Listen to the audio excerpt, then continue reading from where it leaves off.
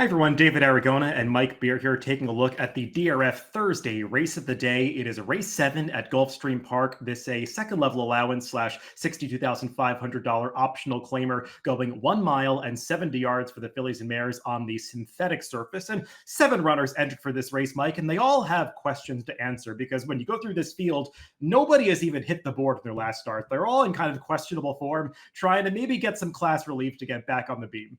Yeah, that's very, very true. We'll see who shows up with their good race here because there are several candidates to do that. I thought it's actually a pretty interesting race to handicap. Trips, I thought trips would be important, David. So we'll see how the pace plays out, and then we'll just see how they bet this race because it is the kind of field where I don't think I'd be interested in anybody at any kind of short price. Yeah, I mean, for me, the center of the race is the number 6, De Regresso, Yeah. who, when I first handicapped this race, I was expecting her to be around 7-5. So we'll see if they bet it that way. But she does appear to be the class of this field, switching back over to the all-weather. Let's take a look at the Timeform US pace projector because, Mike, there do appear to be a few horses in here who want to get forward position, particularly the 219 Amendment and the 3 Dozen Diamonds, who have done their best running when they have run well towards the front end. But She's Fire has gone longer and shorter and shown speed in both situations. And then you've got the wild card of the number 7, Oh Darlin, who's stretching out from 5 furlong races where she's shown tactical speed. So I suppose she could be forward as well. Yeah, I thought the 7 was going to show speed in here, stretching out here for a second start of the year. The 2 horses you mentioned down toward the inside, they both had speed. There's a real chance this pace gets a little bit competitive. Yeah, really the one horse who wants to launch from the back of the pack is the number 1, Tito's Calling, and that's why she's got the LP flag indicating she has the highest Timeform US late pace rating in this field. Let's go through this group in post-position order, beginning with that horse we just mentioned, the number 1, Tito's Calling. And Mike, she is one of 4 horses that is coming out of that common race on February 15th at this level. It was a turf race, and whereas some others were involved in the pace, she was out the back door early, trying to pick up pieces at the end.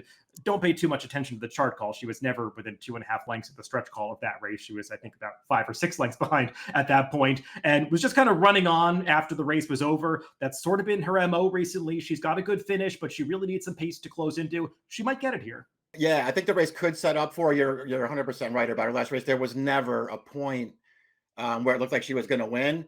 You know, the flip side of that, at least from the way I looked at the race, David, is it really did look like a prep to me. I mean, Castellano was riding that day. I mean, he raided the break right from the start there. He took a hold of her.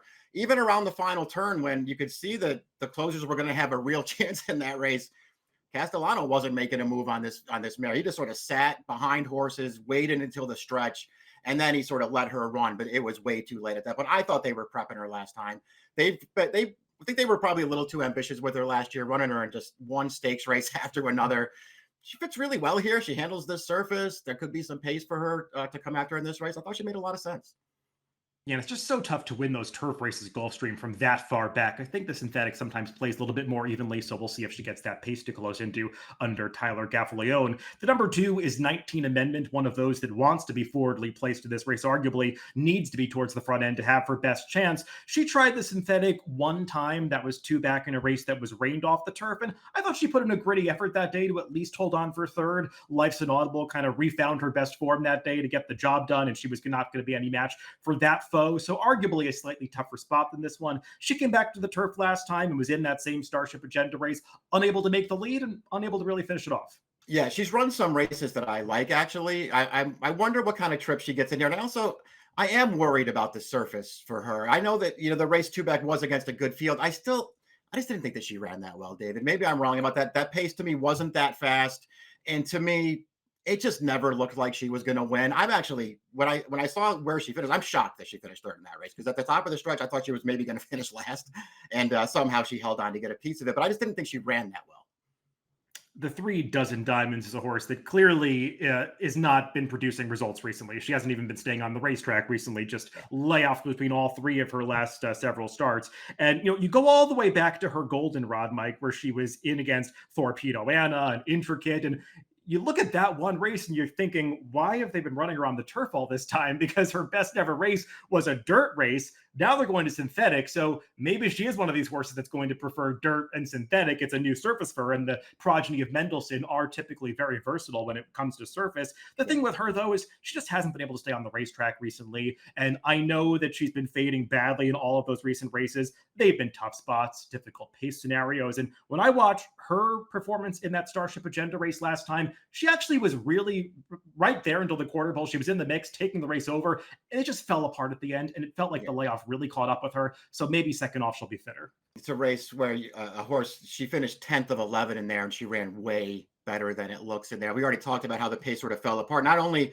did she just get tired off the layoff, but she was sort of contesting it with the favorite all the way around the final turn. The favorite finished 8th. This horse finished 10th.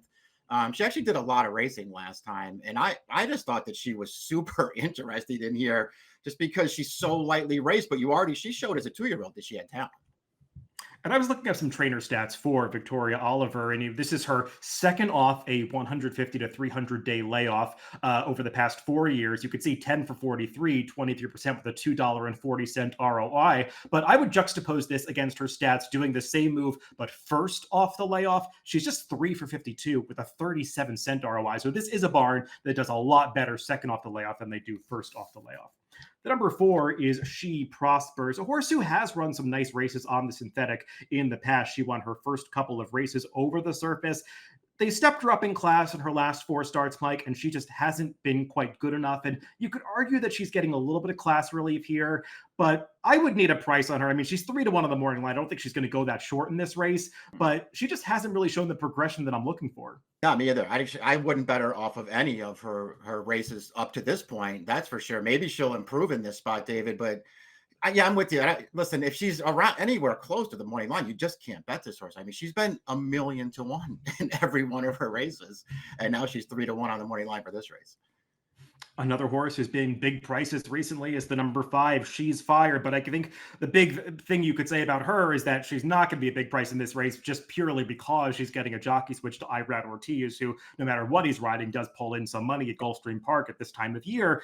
And, Mike, you look at her career box and you see that she's 3 for 8 on the synthetic. So you're kind of led to believe immediately that she's more of a synthetic horse than a turf horse. But when I start to pick apart those synthetic races, all of the wins are at Presque Isle Downs. None of them have been particularly fast races. I just question how good she really is.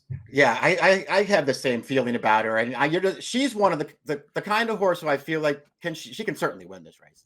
But I just sort of feel like, you know what, maybe the 5 to 2 morning line's a little light, but I hope she gets bet a little bit in this race because I'm not sure that she stands out at all in here. She can be competitive, but I don't like her that much. And I'm just sort of hoping that she takes money so we can get a price on somebody else. And also, she's routed 4 times in her career. I know she won the first one. That was one of those Presque Isle wins. But in her other 3 route races, to me, she looks like a horse that just does not want to go that far. So we'll see if the distance is an issue for her here. The number 6 is De Regresso, who just feels like the horse to beat in this race, Mike. I mean, she didn't run well last time, but that was the Pegasus World Cup filly and mare turf, where she had absolutely no chance. She was 58 to 1. And reading Dave Gretting's race advance for this race, the trainer said she came out of the race with some mucus in her lungs. So he thought she had a legitimate excuse for that, for whatever that's worth. But you go back to any of her prior form, we'll take a look at just the race 2 back in the Tropical Park Oaks, where she runs really well. I mean, she chased outside. She's finishing 3rd here to See You Around in Our Time. A couple of horses who came back to place in graded stakes in their next starts. You could see In Our Time came right back to be 3rd in that Pegasus World Cup filly and mare turf. And it's not like this horse hasn't run just fine on synthetic in the past. Yeah, exactly. I mean, she's just a horse to beat in this race. And we'll just see, how she runs her. It's huge class relief. The last time they ran her on the all-weather, she won a stakes race with an 80-plus buyer, and she can do it without the lead. There's just a lot to like here, David. I mean, you're not going to get the 5 to 1 on her. I don't think there's any way, but if you do, I mean, if she's 5 to 1 at post time, I don't care what price anybody else is in this race. I would just bet her. If she's 5 to 1, it might be a really bad sign because she's supposed to be much shorter than that, and the money can be pretty smart in these races. The number 7 is O'Darlin, who is that horse that's trying to stretch out from a series of 5 and 5.5 furlong races to the 1 70 yards here. And she did route 1 time very early in her career. Didn't really finish off that race, but she ran okay to finish 2nd. It wasn't a total disaster by any means. Just feels like her recent form, Mike, makes her a little tough to like, and maybe that's the reason why they're experimenting with something different. Yeah, maybe try to shake it up a little bit. You're right that the only time they routed her, it was fine, but it also seems like kind of a bad sign that they never tried it again. That was back in 2022. They're going to try it again now. She's not my kind of horse, but she's got speed from the outside, and she's got a couple of figures that could make her dangerous. Let's throw up our picks for this Thursday race of the day. Of course, free PPs available for this one. You can get those on the race of the day page on DRF.com. And Mike, I think we both acknowledge that De Regresso is the horse to beat in here. I don't think you're going to get much of a price on her, but we both got her in the mix. I just think Dozen Diamonds might kind of be the fuzzy horse coming into this race. She's never run particularly well over the past year, but she's switching to a new surface, second off the layoff. I just feel like there's a better performance coming for her. She might have to deal with a difficult pace scenario, though, and I think you're hoping the pace might set up for the horse you put on top. Yeah, I'm just hoping that it comes back for Tito's calling a little bit. I do think she fits well in here. I'm not way against the 6. I think she is the horse to beat. The 1 and the 3 were my 2 alternatives. I got them both in there. I went with the 1 on top. 1-6-3-5 for Mike and 3-6-1-4 for me in the DRF Thursday race of the day, race 7 at Gulfstream Park. Good luck if you're playing the races later this week.